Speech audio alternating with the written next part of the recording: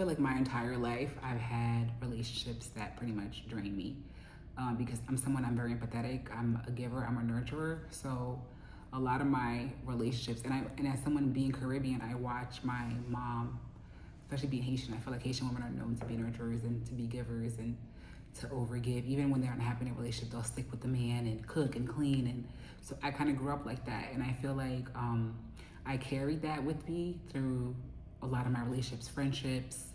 I remember one time I was friends with this girl, and I used to work in the city, and I went to the city and I worked all day, like 9 to like 11, and I got off the train and she called like, I need you to drive 45 minutes away to come get me because I have some shit going on. And lo and behold, my ass sure got on the train after working all day, and went to go see her, and there was nothing wrong with her. She was fine. And I think a lot of my life has been like recognizing those patterns of relationships that drain you, like who is pouring into you versus who is taking from you. And even the relationship with the father of my kids, it was just like me giving and giving and giving, constant giving. And it could be as simple as, you know, you're giving by giving your time, listening to somebody's problems all the time, or letting somebody sit you on the phone for 3-4 hours talking about nothing. And you're realizing like, wow, I could have took that 3 hours and went to the gym. I could have took that 3 hours and worked on a business plan. And it took me kind of realizing like, when I take time for myself, when I separate myself from people, when I isolate myself, when I work on myself, I have a lot of success. I have a lot of things work out for me. But when I start to get involved with people, friends and relationships, casual relationships, things kind of start falling apart because you're not focused so much on yourself. You're focused on what everybody else is going on. So I feel like relationships shouldn't be draining. It shouldn't be taken from you. It should be positive. It should be the same energy that you're giving to somebody else, they should be given to you. So I've had multiple relationships like that. So I feel like now I'm on a journey where I'm learning to kind of focus on myself and really kind of like take an edit of the people around me and see what they're bringing to me, see how they're benefiting me. Not in a way of like using people, but in a way of like, how is this relationship balancing itself, right? It's important for a relationship to have balance. It's important for a relationship to bring emotional balance. And I realized that the hard way because every time I would invest in somebody, it was like I took 3, 4, 5, 6, 7 steps back, and things weren't working out for me. I'm losing jobs, I'm losing money, I'm losing opportunity. Especially when you start to tell your business to certain people, you realize that they're taking the energy from you, they're draining you, they're taking from your success. But when you start to keep certain things to yourself and you start to kind of take an edit of people that are bringing positivity into your life, are helping you with your ideas, are, you know, focused on themselves, especially people that are focused on themselves. Those are the people that you want to be around because those are the people that's going to allow you to focus on yourself and do what you need to do and succeed. I think that has been a really, really big lesson for me, especially now that I'm at this age. Like, and kind of going towards success, I feel like that's one of the things that was holding me back my whole life. People around me that's draining, people around me that's putting negative energy into me. You don't even realize it because they're putting a little bit of doubt into you. You sure you want to do that? Oh, okay, that don't sound like something that would be for you, you know?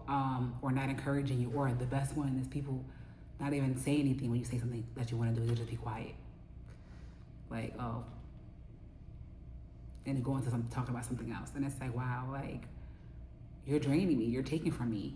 And I have another example too. I remember I had a neighbor. She would call me, and every time she would call me, I felt like almost uneasy after talking to her because she was like almost like monitoring and taking survey of what I was doing and be like, oh, maybe that's not for you, or maybe that's, you know, something that you don't want to do. And then as soon as I stopped being cool with her, it was like the energy was like lifted. I just felt lighter. I felt better by myself. So these are things I kind of start to take note of when I'm kind of like letting people into my life, into my circle, because it's important. I think a really good person is like a good example of that.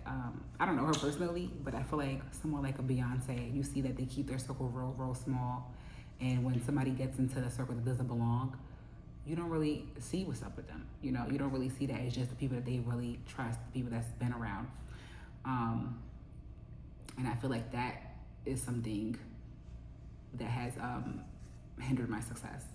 But now that I'm focused on, bringing more positive relationships, kind of like taking a checklist of what I tell people, taking a checklist of who's around me, I feel so much better. I feel so much more positive. I feel like my goals are being more clear to me. I'm achieving things a lot easier.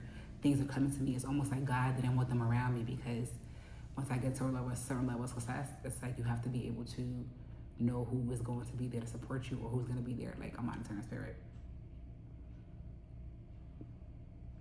Any examples?